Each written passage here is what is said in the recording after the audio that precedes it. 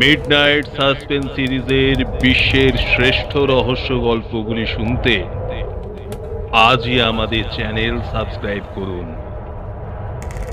সেই সঙ্গে বেল আইকনে হিট করে অল নোটিফিকেশন অন করতে ভুলবেন না। আপনারা শুনছেন মিডনাইট সাসপেন্স।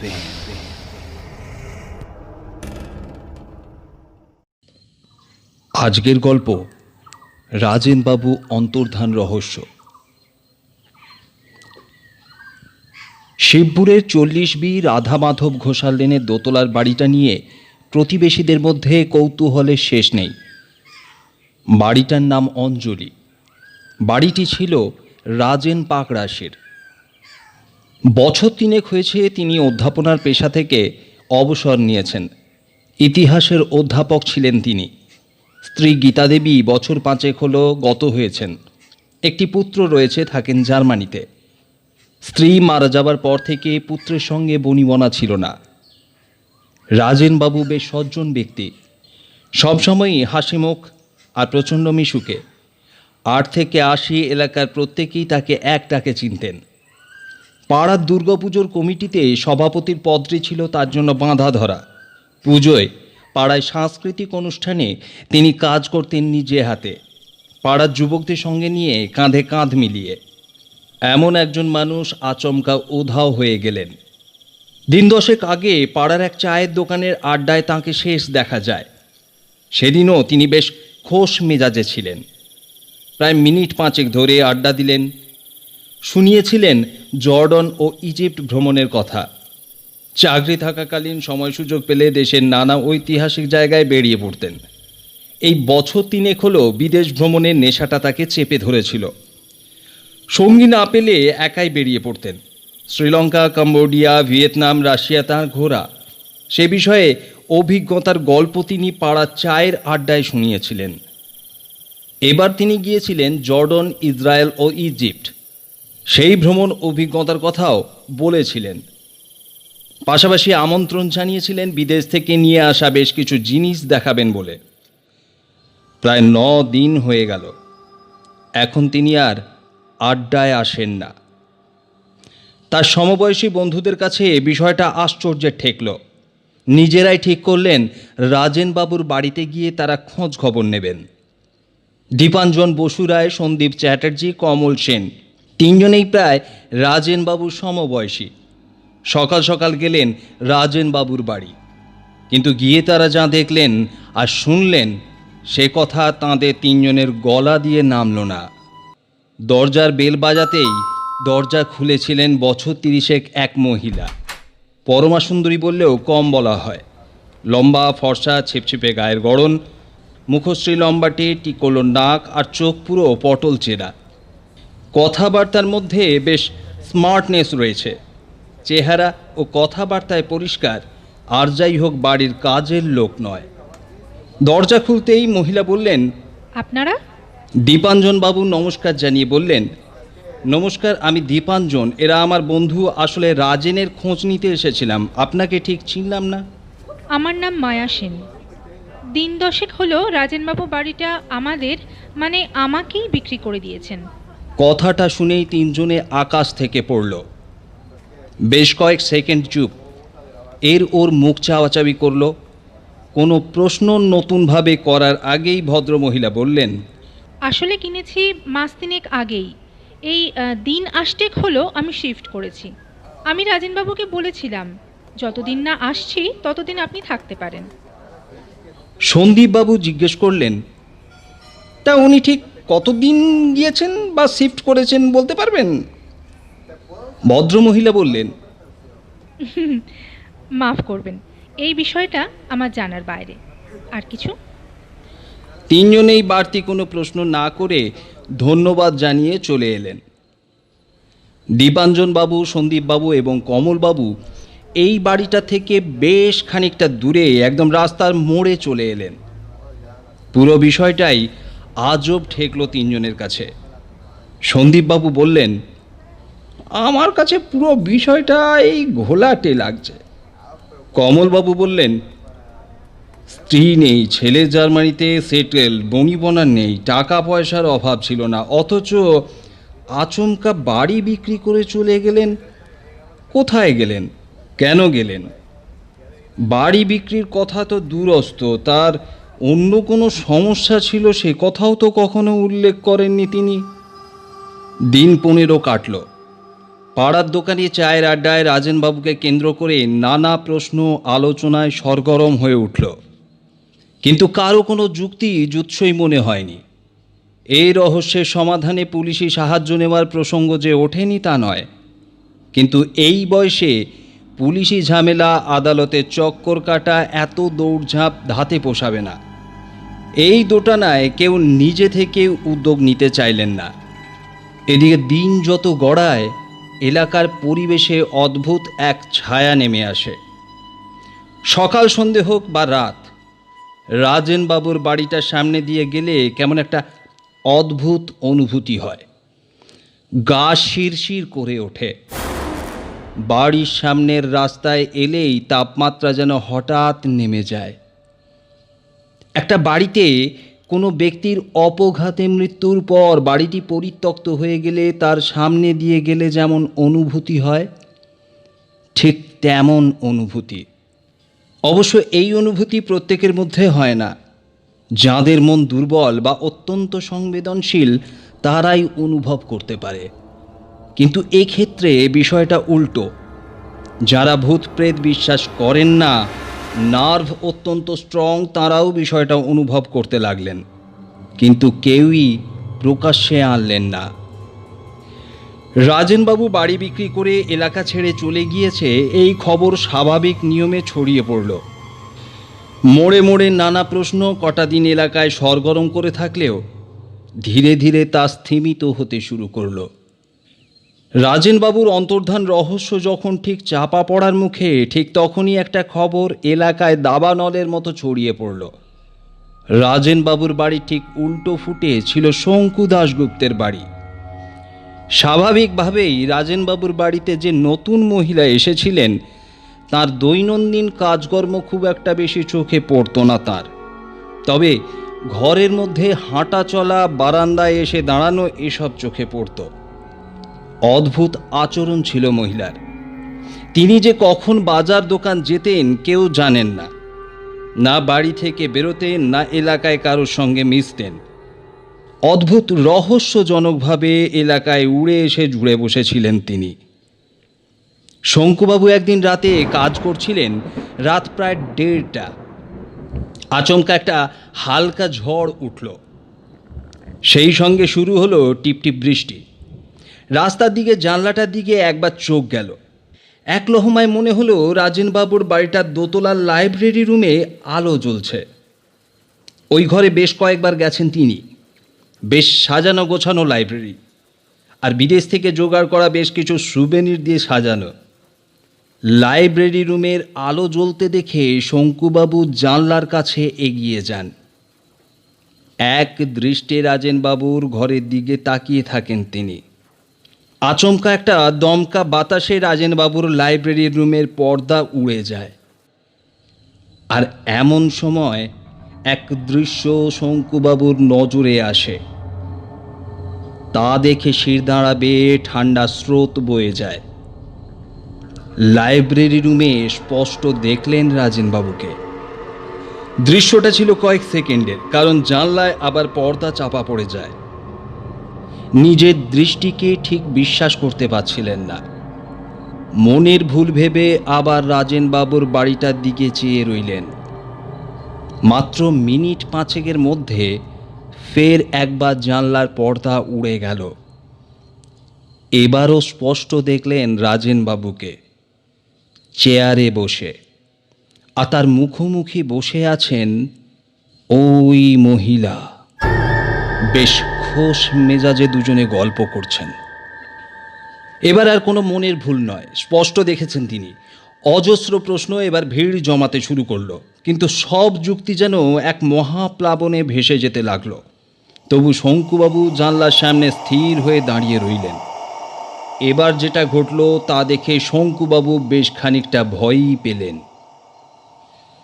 ঝোড়ো হাওয়ায় তৃতীয়বারের জন্য রাজেনবাবুর বাড়ির লাইব্রেরি রুমে জানলার পর্দাটা উড়ে গেল। এবার উড়ে সেটা রডে আটকে আছে। ওই ভদ্রমহিলাকে স্পষ্ট দেখা যাচ্ছে। মহিলা জানলার কাছে উঠে আসেন, মুচকি হেসে জানলা বন্ধ করে দেন। এরপর আলো নিভে যায়। শঙ্কুবাবু স্পষ্ট বুঝতে পারলেন ওই মহিলা তাকে দেখে নিয়েছেন এবং তাকে দেখেই হেসেছেন। রাতভর ঘুম এলো না শঙ্কুবাবুর। শরীরে এক অদ্ভুত অস্বস্তি হতে শুরু করলো। কিছুটা যেন শ্বাসকষ্ট হচ্ছে, দরদর করে ঘাম দিচ্ছে। শঙ্কুবাবু অকৃতদার, বাড়িতে একাই থাকেন, ফলে কারোর সাহায্য নেওয়ার কথা ভাবতেই পারলেন না তিনি। প্রায় ঘণ্টাখানেক বাদে সব কিছু স্বাভাবিক হলো। ঘুমিয়ে পড়লেন তিনি। পরের দিন সকালে চায়ের দোকানের আড্ডায় এসে সব কথা খুলে বললেন শঙ্কুবাবু। তার কথা শুনে কমলবাবু বললেন, এ তো আজব কাণ্ড, বিষয়টা মোটেই ভালো ঠেকছে না। না না, এর একটা বিহিত হওয়া দরকার। মানেটা দাঁড়াচ্ছে ওই ওই মহিলা রাজেনকে কি গৃহবন্দী করে রেখেছে? বললেন সন্দীপবাবু। দীপাঞ্জনবাবু বললেন, আমাদের পাড়ায় হঠাৎ উদয় হলেন এই মহিলা। এলাকায় কারোর সঙ্গে গল্প করতে দেখা যায়নি, বাজারে যেতে দেখা যায়নি। শঙ্কু, তুমি তো রাজেনবাবুর বাড়ির ঠিক উল্টো দিকে থাকো। তোমার সঙ্গে শেষ দেখা কবে হয়েছিল মনে আছে? শঙ্কুবাবু চায়ের শেষ চুমুক দিয়ে বললেন, যেদিন ওই ইজিপ্ট থেকে ফিরলেন সকালে, গাড়ি থেকে লাগেজ নামানোর সময় দেখা। রাজেনবাবু বলছিলেন পারলে সন্ধে নাগাদ ঘরে এসো, অসাধারণ কিছু জিনিস টিনিস এনেছেন তা দেখাবেন বলে। আমি বললাম, ঘুরলেন কেমন বলুন? রাজেনবাবু বলেছিলেন, অসাধারণ। জর্ডন, ইসরায়েল, মিশরের সভ্যতা নিজের চোখে না দেখলে বিশ্বাস হয় না। অনবদ্য, সন্ধে নাগাদ এসো। এরপর সন্ধে 7টা নাগাদ ওনার ঘরে যাই। বিদেশ থেকে আনা বেশ কিছু সুবেনির এনেছিলেন, তবে সবগুলোর মধ্যে সবথেকে বেশি যেটা চোখ টানছিল সেটা হচ্ছে অ্যানোবিস আর মাতের মূর্তি। অ্যানোবিস হলো শিয়াল দেবতা, মৃত মানুষের আত্মার দেবতা, আর মাত হলো সত্যের দেবী, অর্থাৎ যে মিথ্যের আশ্রয় নেয় তার বিনাশ করে। আর দেখিয়েছিলেন উটের চামড়া তৈরি একজোড়া জুতো। মিশরের পিরামিডের অদ্ভুত সব স্থাপত্য নিয়ে বেশ মজাদার কিছু কাহিনী রয়েছে, সেগুলো বলছিলেন। আমি ঘরে ফিরি রাত 9টা নাগাদ। ব্যাস, পরের দিন ভোরে আমি বেরিয়ে যাই কটক দিন 3 জন্য। একটা ক্লায়েন্ট মেট ছিল। পরে ফিরে এসে শুনি উনি উধাও।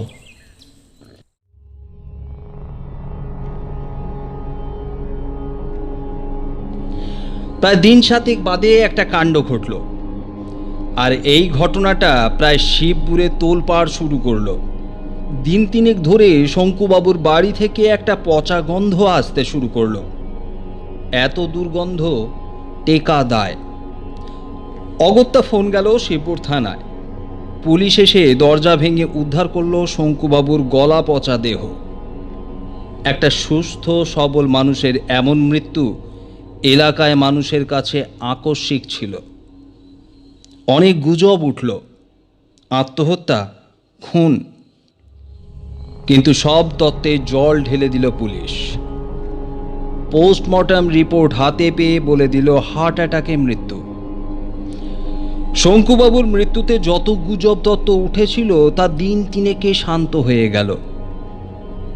শঙ্কুবাবুর মৃত্যুর মাসখানেকের মধ্যে তার সম্পত্তির দাবি করলেন তাঁরই এক আত্মীয়। উনি থাকতেন জামশেদপুরে। অবশেষে প্রায় বছরখানেক বাদে হাইকোর্ট থেকে প্রবেট করে ওরা সম্পত্তি হাতে পান। বাড়ি দখল পেয়ে নতুন রং মেরামতির কাজ করা হয়। ঠিক 2 মাসের মধ্যে বাড়িটি বিক্রিও হয়। বাড়িটি কেনেন বালিগঞ্জ শিক্ষালয়ের এক শিক্ষক, শেখর দাস। প্রথমে দমদমে ভাড়া বাড়িতে থাকতেন তিনি। পরে এখানে ফ্যামিলি নিয়ে উঠে আসেন। প্রায় বছরখানেক কেটে গিয়েছে, এলাকার মানুষ পুরনো স্মৃতি গঙ্গার জলে বিসর্জন দিয়েছেন, সব ঠিকঠাক চলছিল। রাজেনবাবুর বাড়ির ওই মহিলার প্রতিও মানুষ কৌতূহল হারিয়ে ফেলেছিল, কারণ তাকে প্রায় দেখাই যেত না, আর কেউ দেখতে পেলেও কোনো উচ্চবাচ্যও করত না। শঙ্কুবাবুর বাড়িটি কেনার পর শিক্ষক শেখর দাস খেয়াল করেন ঠিক সন্ধে নাগাদ কেমন একটা পচা গন্ধ আসতে থাকে, আর এই গন্ধটা থাকে সন্ধে 7টা থেকে রাত 11টা পর্যন্ত। স্কুল ছুটি নিয়ে 3 দিন ধরে গোটা ঘর তোলপাড় করা হলো, ফিনাইল দিয়ে পরিষ্কার করা হলো, কিন্তু গন্ধটা গেল না। একদিন তিনি ভালোভাবে খেয়াল করেন বাথরুমের একটা লফট রয়েছে, চোরকুটুরি, দরজায় তালা মারা। বাড়ি কেনার পর থেকে এই জায়গাটা খেয়াল করেননি তিনি, হয়তো নজরে এসেছিল, গুরুত্ব দেননি। দরজার তালা ভেঙে খুলতে একটা পচা দুর্গন্ধ যেন তীর বেগে নাকে এসে ঢুকল, আর সেই গন্ধ কয়েক মিনিটে ছড়িয়ে গেল গোটা ঘরে। গন্ধ এতটাই তীব্র ছিল যে ঘরে টেকা দায়, যেন কোনো কুকুর বা বেড়াল মরে পড়ে আছে। লোক ডাকা হলো, কিন্তু লফটের ভেতর থেকে মরা বিড়াল কুকুর তো দূরস্থ, একটা টিকটিকি বা পোকাও মরে পড়ে নেই। সেখান থেকে বেরোলো একটা ট্রাঙ্ক, আর ট্রাঙ্কের মধ্যে থেকে বেরোলো 3টে সোয়েটার, 2টো চাদর, একটা পুরনো টাইপরাইটার, 2টো ঝর্ণা কলম, 2 দিস্তা হলুদ হয়ে যাওয়া কাগজ, একটা লম্ফ আর 3টে ডায়েরি। আর গন্ধটা আসছিল ওই ডায়েরিগুলো থেকে। এবার ভাবা হলো এই ডায়েরির মধ্যে হয়তো টিকটিকি মরে পড়ে আছে। ডায়েরির পাশাপাশি ট্রাঙ্ক তন্ন তন্ন করে খুঁজেও একটা পোকামাকড়ের অস্তিত্ব মিলল না। আরও আশ্চর্যের বিষয় হলো যেটা, পুরো পচা গন্ধটা আধ ঘন্টার মধ্যে মিলিয়ে গেল। সেদিন সন্ধেবেলাতেই 3টে ডায়েরি পড়লেন শেখরবাবু। ডায়েরি পড়ার পর শিবপুর থানায় ফোন করে ডায়েরিগুলোকে জমা দিয়ে এলেন। ডায়েরিতে এমন অনেক কথা লেখা ছিল যা পাড়ার লোকেরা জানতো না। অধিকাংশ লেখাই ছিল রাজেনবাবুর বাড়ির কর্মকাণ্ড ঘিরে। শেখরবাবু ডায়েরির ঘটনা এলাকায় বললেন। প্রতিবেশীদের মধ্যে ফের রাজেনবাবুকে নিয়ে নতুন করে চর্চা শুরু হলো। প্রতিবেশীদের কাছে পুরো ইতিহাস শুনে বাড়ি ছাড়ার সিদ্ধান্ত নিলেন শেখরবাবু, সেই সঙ্গে বিক্রি করারও। এই বাড়ি ছাড়া নিয়ে পরিবারের সঙ্গে যেদিন সন্ধেবেলায় আলোচনা করলেন শেখরবাবু, ঠিক সেই দিন রাতে রাজেনবাবুর বাড়ির দিকে চোখ যায়। তিনিও দেখলেন সেই দৃশ্য, যে দৃশ্য দেখেছিলেন শঙ্কুবাবু, এবং সে কথা লেখা ছিল তার ডায়েরিতে। পরের দিন ঘটনাটা প্রতিবেশীদের মধ্যে জানানো হয়। সিদ্ধান্ত নেওয়া হলো পুলিশে অভিযোগ জানানো হবে। পুলিশ তদন্ত শুরু করলো। একটা দল এলো রাজেনবাবুর বাড়িতে। পুরো এলাকা ভিড় জমিয়েছে রাজেনবাবুর বাড়ির সামনে। প্রায় ঘণ্টাখানেক বেল বাজিয়ে দরজা ধাক্কা দিয়েও কোনো সাড়া মিলল না। অবশেষে পাড়ার লোকের চাপে রাজেনবাবুর বাড়ির দরজা ভেঙে ঢোকা হলো। ভেতরে ঢুকেই পুলিশ নিজেই গোলক ধাঁধায় পড়ে গেল। বাড়ির প্রত্যেকটি দরজা ভেতর থেকে বন্ধ, বাইরে বেরোনোর কোনো উপায় নেই। পুরো ঘর তন্ন তন্ন করে খুঁজেও কারো কোনো খোঁজ মিলল না, ওই মহিলারও না। শিবপুর থানার তদন্তকারী অফিসার অরিন্দম রক্ষিত বুঝে গিয়েছিল বিষয়টি যতটা সহজ ভেবেছিলেন ঠিক ততটা নয়। তদন্তকারী অফিসার পুরনো রেকর্ড আর ডায়েরির পাতা ঘাঁটতে গিয়ে এক অদ্ভুত ঘটনা তার নজরে আসে। শঙ্কুবাবুর দেহ উদ্ধার হওয়ার পরেও তার নিজের হাতের লেখা ডায়েরি এন্ট্রি রয়েছে। ওনার দেহ উদ্ধার হয় ৩রা জুন ১৯৮৭ সালে। ডায়েরি লেখা হয়েছে ৩০শে ডিসেম্বর ১৯৮৭ সাল পর্যন্ত। পুরো লেখা যে শঙ্কুবাবুর তা নিশ্চিত হয়েছিল পুলিশ। কিন্তু একজন মানুষ মারা যাওয়ার পর কিভাবে ডায়েরি লিখতে পারে, সেটাই ছিল তাদের কাছে কোটি টাকার প্রশ্ন। রাজেনবাবুর বাড়িতে দফায় দফায় অভিযান চালায় পুলিশ। শেখরবাবুও ওই এলাকার বাড়ি ছেড়ে অন্য জায়গায় উঠে যান। বাড়ি বিক্রি করার চেষ্টা করেছিলেন, কিন্তু করতে পারেননি। ফলে শেখরবাবুর বাড়িটিও পরিত্যক্ত হয়ে উঠেছিল। পুলিশ রাজেনবাবুর বাড়ি থেকে বেশ কিছু জিনিস উদ্ধার করে, কিন্তু শঙ্কুবাবুর কথায় মাতের মূর্তির খোঁজ মেলেনি। বাড়িটিকে সিল করে দেওয়া হয়। এলাকার মানুষ গভীর রাতে কোনো কাজ থেকে যখন ফিরত, তখন নাকি প্রায় দেখত রাজেনবাবুর বাড়িতে আলো জ্বলছে আর কিছু হাসি ঠাট্টার আওয়াজ আসত, যদিও বাড়িটি তখনও ছিল সিল করা। এরপর সময় অনেক গড়িয়েছে, এলাকার রূপ বদলে গিয়েছে। তৈরি হয়েছে দ্বিতীয় হুগলি সেতু। রাজেনবাবু শেখরবাবুর বাড়িও ভাঙা পড়ে। রাজেনবাবুর বাড়ি ভাঙার সময় এলাকার অনেকে ওনার বাড়ির আলমারির বই, চেয়ার, টেবিল, খাট, বিদেশ থেকে আনা সুভেনির লোপাট করতে থাকে, কিন্তু মাতের মূর্তি কেউ পাননি। এলাকার অনেকে আশেপাশের অঞ্চলে উঠে যান। কিছু পুরনো বাসিন্দার মতে এখনও শিবপুর বাজারে প্রায় নাকি দেখা যায় মায়া সেনকে, যিনি রাজেনবাবুর বাড়িটি কিনেছিলেন। আপনারা কেউ দেখেছেন নাকি তাকে, সেই রহস্যময় নারীকে? পুলিশের দাবি এখনো পর্যন্ত তাদের কাছে এই কেস ব্লাইন্ড কেস হয়েই রয়ে গিয়েছে।